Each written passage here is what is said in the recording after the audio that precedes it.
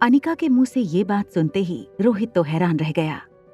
उसे लगा था कि उसे जो दवा दी गई थी वो कहीं ना कहीं अनिका का प्लान था। रोहित ने हैरान होकर अनिका से पूछा, तुमने दवा नहीं दी थी मुझे?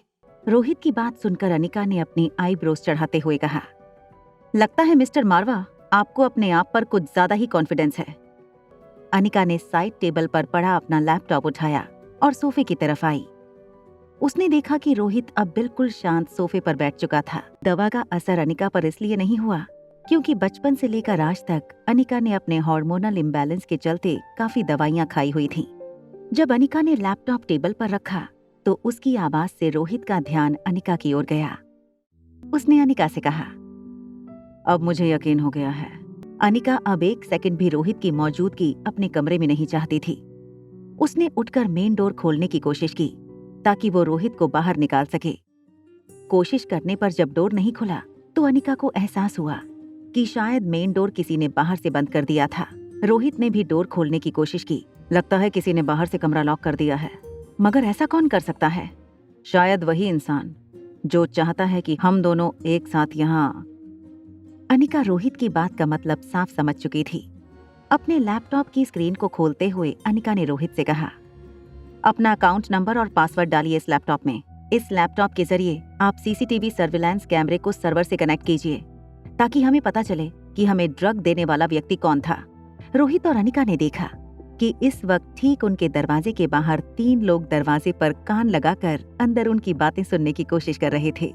ये देखकर दोनों हैरान रह गए। ये तो रिया है, मेरी बेटी, और ये तो मेरा बेटा आर्यन लग रहा है। अब समझ में आया। मिस्टर मारवा, ये बीच में खड़ा आदमी तो मुझे आपका छोटा भाई सनी लग रहा है, और उम्मीद भी क्या की जा सकती है आपके छोटे भाई से। देखो, मेरी दी हुई दवाई का असर सिर्फ बड़ों पर होता है। छोटे बच्चे अभी वो बात समझ नहीं पाएंगे। और घबराओ मत, अंदर जो कुछ भी होने वाला है वो हमारे मिशन को सक्सेस करने के लिए बहुत जरूरी है। मगर कहीं ये दोनों एक दूसरे से झगड़ा करके एक दूसरे के हाथ पांव ना तोड़ दें। अगर ऐसा हुआ तो वो दोनों एक दूसरे से प्यार तो बहुत दूर, एक दूसरे को देखेंगे भी नहीं कल से। तभी दरवाजे पर किसी ने जोर से लात मारी और अंदर से रोहित की आवाज आई, सनी, अभी के अभी दरवाजा खोलो, वरना तुम जानते नहीं मैं तुम्हारा क्या हाल करूंगा। रोहित ने सनी को अल्टीमेटम दे दिया कि अगर उसके 10 गिनने से पहले दरवाजा नहीं खोला गया तो रोहित भूल जाएगा कि सनी उसका छोटा भाई है। रोहित ने अपनी उंगलियों पर काउंटिंग करना शुरू कर दिया। 1, 2, 3, 4, 5, 6, 7। अभी रोहित 8 कहता, उससे पहले बाहर से दरवाजे के अनलॉक होने की आवाज आई। आर्यन कहाँ है? उसे अंदर भेज दिया है। सनी के मुंह से ये बात सुनते ही रोहित ने सनी का हाथ पकड़ा और उसे खींचकर अपनी स्वीट के अंदर ले गया। जब अनिका ने देखा कि सनी और रोहित अपने स्वीट में चले गए हैं तो वो रिया को ढूंढती हुई कॉरिडोर में आई। अनिका ने एक बार रोहित के कमरे की ओर देखा, फिर रिया की ओर देखकर उसका हाथ पकड़कर अपने स्वीट में ले गई।